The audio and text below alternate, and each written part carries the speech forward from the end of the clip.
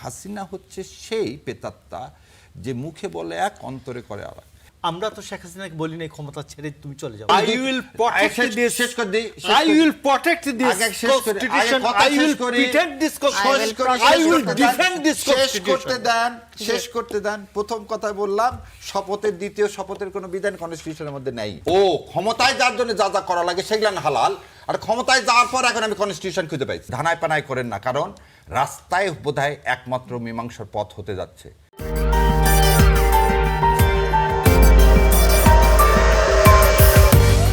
মোশাররফ ভাইকে যদি বলি যে আপনাদের এক জেলায় এত নেতাকর্মী থাকা সত্ত্বেও আপনারা তো ওই ফ্যাসিস্ট শেখ হাসিনার ওই একটা মানে ট্রাকের চাকাও এক ইঞ্চি সরাতে পারেন নাই। কেন পারেন নাই? ওই ট্রাকটা সরাতে হয়েছে এই দেশের ছাত্র জনতা, বিরোধী রাজনৈতিক দল। শেষ করি কোশ্চেনটা করতে চান? আমি শেষ করি, উত্তর পরে দিন আপনার বক্তব্যের সময়। না তাইলে না, আচ্ছা উত্তরটা নিয়ে নেই, আমরা উত্তরটা শুনি, অন্য প্রশ্নে যাব। ট্রাকটা ছিল কয়েক ঘন্টা, সকাল থেকে বিকাল পর্যন্ত, সন্ধ্যা পর্যন্ত, রাত পর্যন্ত। জি। তো এইখানে আমি আপনাকে বলছি, এই কথাটা বলার সময় যে কার কতটুকু ক্ষমতা আছে আমি তো জানি। তো একটা জেলায় একটা আসন বিএনপি, আমরা শেখ হাসিনার আসনটা, আমরা তো শেখ হাসিনাকে বলি না ক্ষমতা ছেড়ে তুমি চলে যাও, আমরা বলছি তুমি একটা জেনুইন নির্বাচন দাও। বিএনপি জেনুইন নির্বাচন 2013 সালে 5টা সিটি কর্পোরেশনের মধ্যে 5টাই পেয়েছে। আচ্ছা, দিস ইজ দ্য আনসার। এখন হিসাব করে দেখুন যে মন্ত্রী সাহেবকে পাঠাইলে একটা সিটি কর্পোরেশন পাবেন কিনা। আনসারটা হচ্ছে দিস ইজ দ্য আনসার। না, ওনার যে বক্তব্য, ওনার বক্তব্যে তো 300 আসনেই বিএনপি পাওয়ার কথা। যেহেতু হিউজ অ্যামাউন্ট অফ পিপল, তাদের সাপোর্টার, তাদের নেতাকর্মী আছে, তাদের সংগঠন আছে, প্রত্যেকটা কনস্টিটুয়েন্সিতে একবার স্ট্রং ওনার বক্তব্য অনুযায়ী, তাহলে এই যে জামাত ইসলাম আর 11 দলীয় জোটের যে 81টা মানে আসন তারা যে বিজয়ী হয়েছে, এটা কিভাবে হলো? তাহলে সেই 81টা আসনে কি বিএনপি দুর্বল? ওনার কথা অনুযায়ী তো 64 জেলাতেই সমানভাবে শক্তিশালী, প্রতাপশালী, ক্ষমতাবান। নিশ্চয়ই 300 আসনেই বিএনপি আজকে জেতার কথা, মানে ওনার বক্তব্য অনুযায়ী। যাই হোক, আমি শেষ করি, আপনি লিখে রাখেন। এখন কথা হচ্ছে আসলে বড় কিংবা ছোট ম্যাটার না, প্রাপ্যতা। আমি আবার বলছি, ন্যায্যতার প্রশ্নটা ইম্পর্টেন্ট। রাজনীতির মাঠে ওই হালুয়া রুটির ভাগ বাটোয়ারা তো কেউ চায় না ভাই, এটা হাসিনার আমলে চলে গেছে। হাসিনা 2013 সালে লাস্টে কি বলছিল? এটা খালি একটু কয়েকদিনের জন্য এই ভোটটা হোক, এটা একটা আনুষ্ঠানিকতা মাত্র, আমরা সংসদ ভেঙে দিয়ে আমরা আবার ভোট দিব। হাসিনাকে কেউ বিশ্বাস করতে নাকি? হাসিনা মানে এভাবে বলবো না আপনাকে, হাসিনা হচ্ছে সেই প্রেতাত্মা যে মুখে বলে এক অন্তরে করে আলাদা। সেই এই জন্য শেষ করে দিই, যখন বললেন যে আপনি জুলাই সনদে মানুষ 70% ভোট দিচ্ছে, আপনি সেই ভোটে প্রথম দিনই কি করলেন? সে ভোট কিভাবে হবে আপনি শপথ নিলেন না। এখন আপনাকে বলে দেওয়া আছে 180 দিনের মধ্যে দিতে হবে। আপনি হঠাৎ করে কি করলেন? একটু আগে যেটা দেখালাম যে আপনি আপনার ভাইয়ের কথা অনুযায়ী যদি যাই 31 দফা কি হয়ে গেছে, 31 দফার বেশিরভাগগুলোই পালন হয়ে গেছে। যদি এই কথা না, শব্দটি হচ্ছে অনেক। আচ্ছা, অনেকগুলো, আচ্ছা আপনারটাই নিলাম, অনেকগুলো হয়েছে। 1 নম্বরে আছে সংবিধান সংস্কার কমিশন। সংবিধান সংশোধন নাই, আপনি ইস্তেহারে দিলেন। ইস্তেহারে কি দিলেন? সংবিধান সংস্কার। আপনি হঠাৎ করে সংস্কার শব্দটাকে পুরাপুরি ভুলে যে সংবিধান সংশোধনের কথা বলতেছেন এবং মাননীয় মহাসচিব বলতেছে আমরা সংস্কারের কথা বলেইনি কোনোদিন। আচ্ছা, বিএনপি না, আমাকে এটা শেষ করতে দেন। এখানে একটা কথা যোগ করে দিই। বিএনপি মহাসচিব আলোচনার মাধ্যমে জুলাই সনদ বিতর্কের সমাধানের কথা বলছেন। আপনাদের সাথে আলোচনার পথ কি খোলা আছে কিনা? আপনার কি সমাধানের জন্য সংবিধান সংশোধন কমিটি আলোচনার একটি প্ল্যাটফর্ম হতে পারে? আর আপনাকে একটা জিনিস বলে নিলাম প্রথমে, প্রতারণা হলে আপনি বিশ্বাস করবেন কিভাবে? কারণ 3টা জিনিস ভেঙে যায় যখন আপনি গণভোটের রায়কে, মানুষের ডাইরেক্ট ভোটিং সিস্টেমকে আপনি যখন সম্মান করতেছেন, তখন 3টা জিনিস ভেঙে যাচ্ছে। আপনি যদি একটা জিনিস বলে নিন, এই গণভোটের রায়কে বিএনপি কি করলো না? সম্মান দেখালো না। বিএনপি এর মধ্যে কিন্তু 2টা রিট পিটিশন ফাইল করছে এবং সেই 2 রিট পিটিশন ফাইল করে সেই রিট পিটিশন শুনানি পর্যন্ত করতে দিচ্ছে না। একটা রিট পিটিশন কি গণভোট অবৈধ, আর একটা রিট পিটিশন কি যে রাষ্ট্রপতি যে আদেশ জারি করছে সে আদেশ অবৈধ। তাহলে সেই দুটো শুনানি করতে দিতেন, আজ 5 মাসে সেটা শুনানি করতে দিলেন না। আচ্ছা, দিলেন না। এবার আসেন আপনার কথাতে আমি ফিরে যাচ্ছি যে আপনি বলতেছেন ওই কমিটি কিসের কমিটি? ওই কমিটিতে একটা প্রতিজ্ঞা ভঙ্গের কমিটি। আপনি বলতেছেন সংবিধান কি অ্যামেন্ডমেন্ট কমিটি করার অধিকার আপনাকে কে দিছে? আপনি কি এই কথাটা আপনি ইস্তেহারে যেটা নাই সেটা আপনাকে করার তো আপনি ভোটই পাননি। You don't have that mandate to constitute this so call committee. Who give you the authority? আপনাকে কার কাছ থেকে আসছেন? আপনি তো বেইমানি করে আসলেন আবারও। আপনি ভোটের আগে বললেন আমি যে সংবিধান সংস্কার করব, জুলাই সনদে যা যা তাই পালন করব, 31 দফায় 1 নম্বর দফায় বললেন সংবিধান সংস্কার করব। হঠাৎ করে আপনি নিয়ে আসছেন special committee sofa relates to সংবিধান অ্যামেন্ডমেন্ট কমিটি। পরিণাম কি?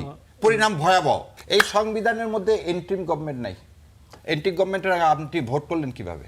ও ক্ষমতায় যার জন্য যা যা করা লাগে সেগুলো হালাল, আর ক্ষমতায় যাওয়ার পর এখন আমি কনস্টিটিউশন খুঁজে পাইছি।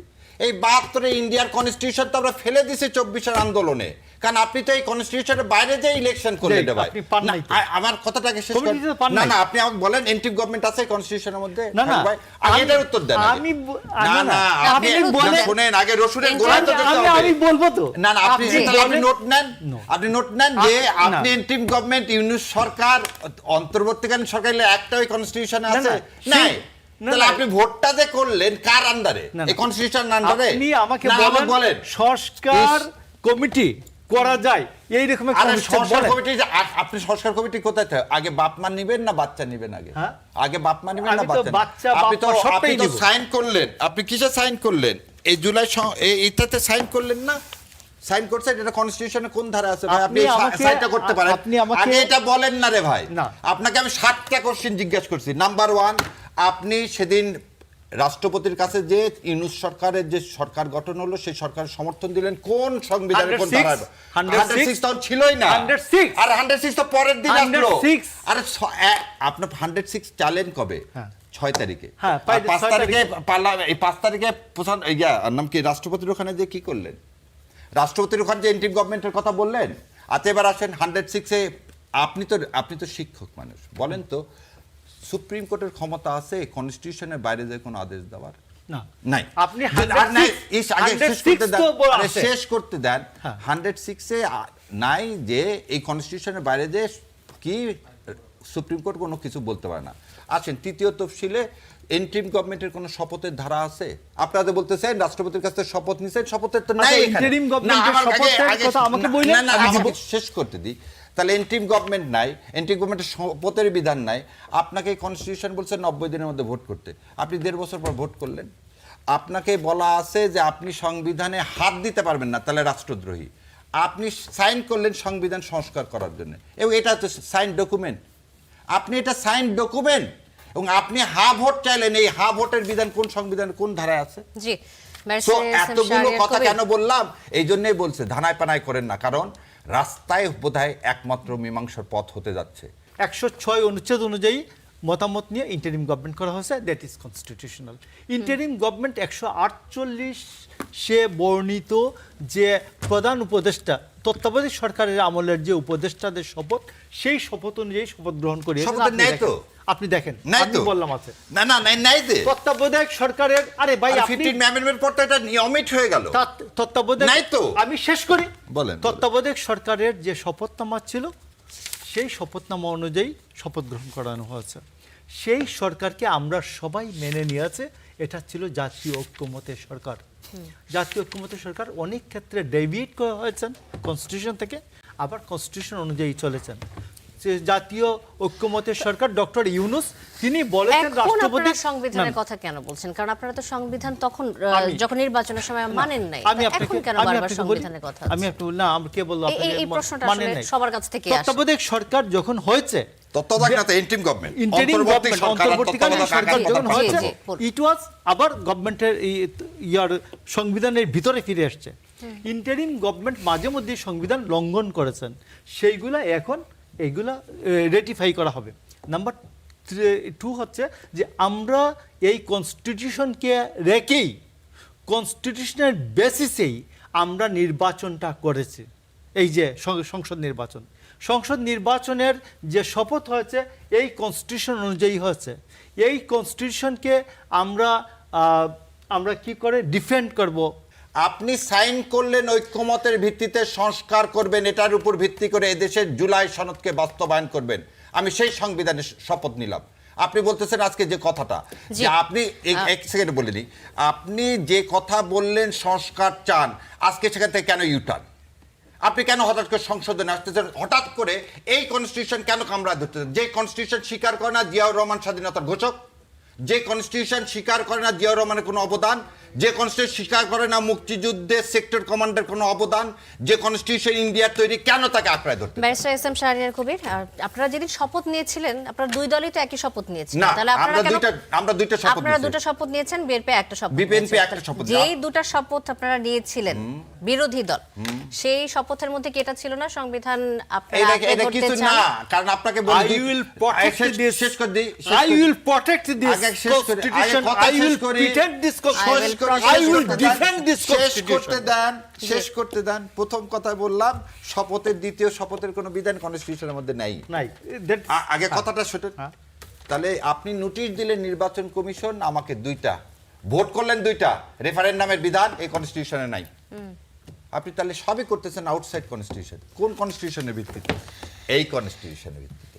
আর আমি এটাকে প্রোটেক্ট করার জন্য শপথ নিছি এবং ইনশাল্লাহ এটাকে প্রোটেক্ট করে ছাড়বো। ওই জন্য বলছি ধানায় পানায় করেন না। আমি যখন আপনাকে ফ্লোর দিব আপনি আবার আমি এই উত্তর দিব। কথার উত্তর ঠিক দিবেন। আছে, ঠিক আছে। এই অনুষ্ঠান